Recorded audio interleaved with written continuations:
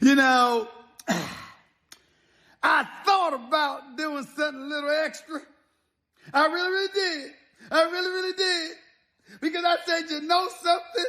I've been telling y'all now for 28 straight years, 29 and counting. Just wait. Be patient. They won't let you down. But you wouldn't listen. You wouldn't listen, did you? You wouldn't listen. Who is that? Let's try.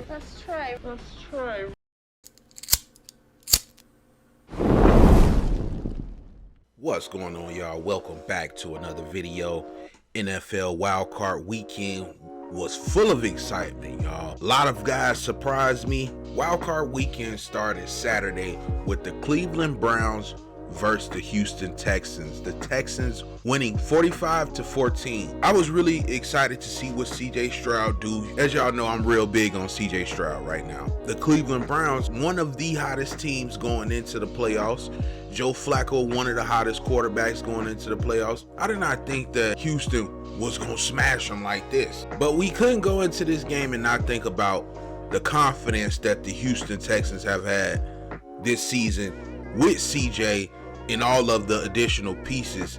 CJ went 16 of 21, 274 passes, 3 touchdowns. I really like the connection between him and Nico Collins. It was like every time they threw the ball, 15 yards, 10 yards, 30 yards, you know, the chemistry was definitely there. The Browns offense never really got it going.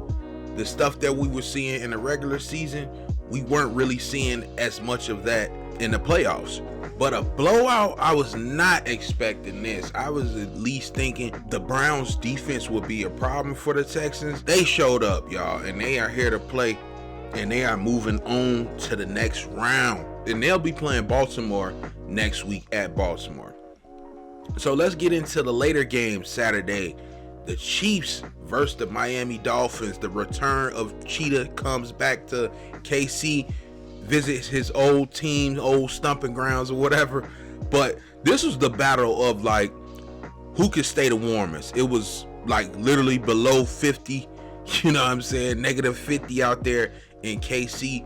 Miami is terrible when the weather is under 40 degrees. When it's under 40, they lose every game. The Chiefs, they used to playing in the snow.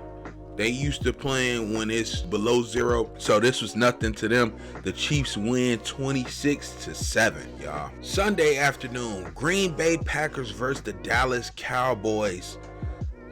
This whole weekend, I was just in shock, man. I thought I knew football, but a lot of teams really showed up who I didn't think was going to show up, and this is one of those games. Green Bay Packers win 48-32. Jordan Love definitely earned my respect. At the beginning of the year, Jordan was on a rocky path. You know, you didn't really know if he was really the guy. Playing more games, getting more comfortable in the system. Of course, you're gonna get more comfortable and know the plays a little bit better. So as the season progressed, Jordan only showed improvement. Dallas. Now, Dallas was undefeated this year at home. Y'all really let me down this year because I had high hopes for you guys. I thought it was going to be the 49ers and you guys in the NFC conference this year. But it's just like another season by the Dallas Cowboys just laying an egg. Y'all do amazing in the regular season, but when it comes to the playoffs, y'all know where to be found. And I was like, this may be the year for the Cowboys because they actually have a great defense.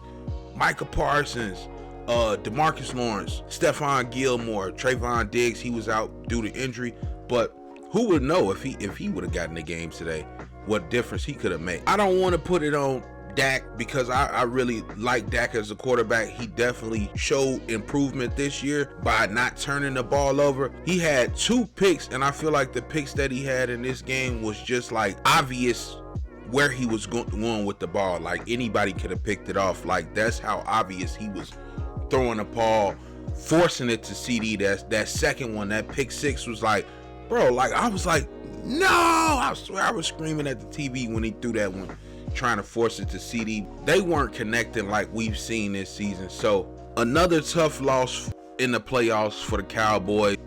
Then Sunday night game, Detroit versus the LA Rams. Player coming back to his old stomping grounds, Matt Stafford, in a playoff game, hasn't been in Detroit in years. So I know Detroit fans was hyped for this.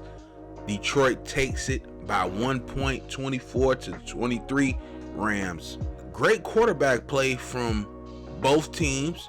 Matt Stafford went 25 of 36 with 367 yards, 2 touchdowns. Jared Goff went 22 of 27 with 277 yards, 1 touchdown. So solid quarterback play from both teams. Not too many mistakes. Yeah, let's highlight the 2 receivers from both teams too. 2 receivers had great games as well.